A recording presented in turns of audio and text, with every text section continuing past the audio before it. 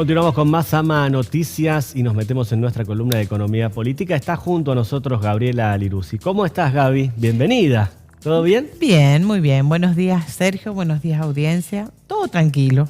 Bueno, hay muchos temas, como siempre, para hablar en materia de economía política. Muchos. Y vamos a comenzar hablando sobre este régimen del incentivo a las grandes inversiones, el RIGI, que deberá o no ser aprobado por el Senado, que tendrá o no modificaciones. Lo cierto es que queremos saber primero de qué se trata. Hay miradas muy opuestas sobre este régimen. En realidad, el régimen de incentivo a las grandes inversiones es un capítulo de la famosa Ley Bases, que solo tiene dictamen positivo en el Senado, es decir, tiene un dictamen favorable para ser tratado en el recinto. Veremos qué pasa entre el 12 y el 14 de junio, que son los días que está prevista la sesión. ¿Qué es lo que es el régimen de incentivo para grandes inversiones? En realidad es la exención impositiva o el no pago de impuestos de empresas que hagan una inversión mayor de entre 200 y 900 millones de dólares. Esto afecta o apunta a tres sectores: el sector energía, el sector gas y el sector minería, que son son las empresas que manejan grandes volúmenes de dinero que te permiten hacer inversiones de ese monto. Si nosotros pensamos que Los Azules está esperando que se apruebe este régimen para hacer una inversión de más de 2.800 millones de dólares en distintas etapas, este es el sector que se va a ver favorecido. Bien, pero ¿cuál es del lado del beneficio? Las empresas tienen, este régimen se aplica solamente por 2 años con extensión de 1 más por única vez. Es decir, 3 años tienen para hacer la inversión a partir del momento que se apruebe. Y la inversión tiene que tener un plazo previsto de duración de 30 años. Todos los beneficios son para las empresas, porque en realidad y acá viene la contrapartida. En realidad se les libera del IVA, se libera del impuesto a las importaciones para todos aquellos bienes de capital que requieran para el proceso de producción o el proceso de inversión o en el proceso de producción. Se libera ellos pueden, todo el dinero que ganen, los dólares que ganen, los pueden transferir a sus casas matrices sin ningún tipo de cambio, es decir, van a tener el valor del dólar tarjeta, que es el dólar oficial, más el 30% más el impuesto país, y no tienen retenciones a las exportaciones, es decir, pueden exportar todo lo que quieran sin ningún tipo de retenciones. ¿Los beneficios para la gente dónde están? El beneficio que el gobierno sostiene es solamente el beneficio de las grandes obras que van a hacerse a favor de estas empresas para, por ejemplo, en el caso del gas, los gasoductos, pero hay una cosa muy importante que nadie está diciendo. Y la otra es la captación de mano de obra en un país que tiene un problema de empleo severo que nadie lo está diciendo. ¿En qué términos? Porque además también toda esta ley base incluye una modificación muy fuerte en términos laborales. Bueno, ¿no? en los términos laborales, cuando esta ley sea sancionada, las empresas estas tomarán mano de obra en función de los términos de la nueva ley laboral. ¿Cuál es el problema más serio? El primero es contra todo el sector industrial argentino, sobre todo de la pequeña y mediana empresa, que es el que más ve vulnerados sus derechos. ¿Por qué? Porque no hay ningún incentivo para ese sector, que realmente siempre ha sido el que capta mano de obra y el que dinamiza la economía. Entonces, este es el primer gran escollo que tienen.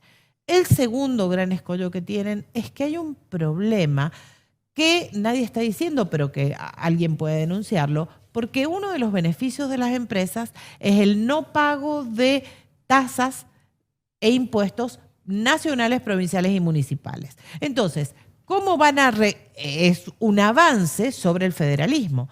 Tanto las provincias como los municipios son los que fijan sus propias tasas impositivas y los que están autorizados a cobrar esas tasas impositivas. Entonces, ¿por qué el gobierno nacional va a suspender esas tasas impositivas? Y el último punto, que es quizá el más preocupante a mi manera de ver, es el tema del extractivismo. Es decir, las 3 actividades que se ven beneficiadas son actividades extractivistas. Y nadie está contando el pasivo ambiental que vamos a tener después de este auge de inversiones que vamos a tener. Bien, lógicamente que lo que se espera es este auge de inversiones, contra todo, porque hasta el acceso a algunos servicios también van a ser prioritarios dentro de este RIGI.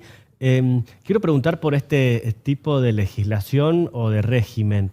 No sé si hay conocimientos de que en otro lugar se haya implementado. Escuché a un economista decir que algo parecido sucedió en Angola, y no estamos hablando de un país del primer mundo, ¿no? Y que se desarrolló a través o a raíz de un régimen así. En realidad los países que tienen este tipo de regímenes no tan a rajatabla como tenemos nosotros, son muchos de los países africanos y algunos de los países asiáticos que tienen minerales disponibles y que tienen que incentivar a la captación de mano de obra. Pero no son los países desarrollados, como vos decís, los que aplican este tipo de regímenes. Vuelvo a decirte, hay un sector, que es el sector industrial incipiente, argentino, que ve vulnerados sus derechos. Y el otro problema es el pasivo ambiental. Muy bien. Bueno, Gaby, otro de los temas también tiene que ver con el cambio de gabinete, si ha generado o no algún tipo de impacto en la bolsa, qué movimientos respecto al dólar se ven en este sentido o no. En realidad podemos decir que en el aspecto político, es decir, el cambio de jefe de gabinete y la asunción del ministro del Interior como jefe de gabinete ha como tranquilizado las negociaciones. Lo que yo siempre les digo es que la política tiene una gran influencia y arma un entramado de alguna manera con la economía.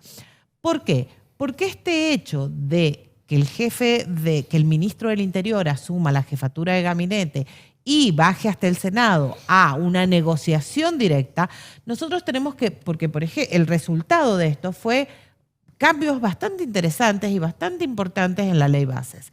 ¿Cuáles fueron los cambios a nivel sobre todo en el sector impositivo? Primero, un régimen particular para las provincias de la Patagonia. Desde La Pampa para abajo tienen el impuesto que les van a cobrar de ganancias tiene una tasa mucho más alta que en el resto del país. Segundo, se va a sostener el monotributo social. Tercero, hay cambios bastante interesantes en lo que es el blanqueo de capitales, ¿sí?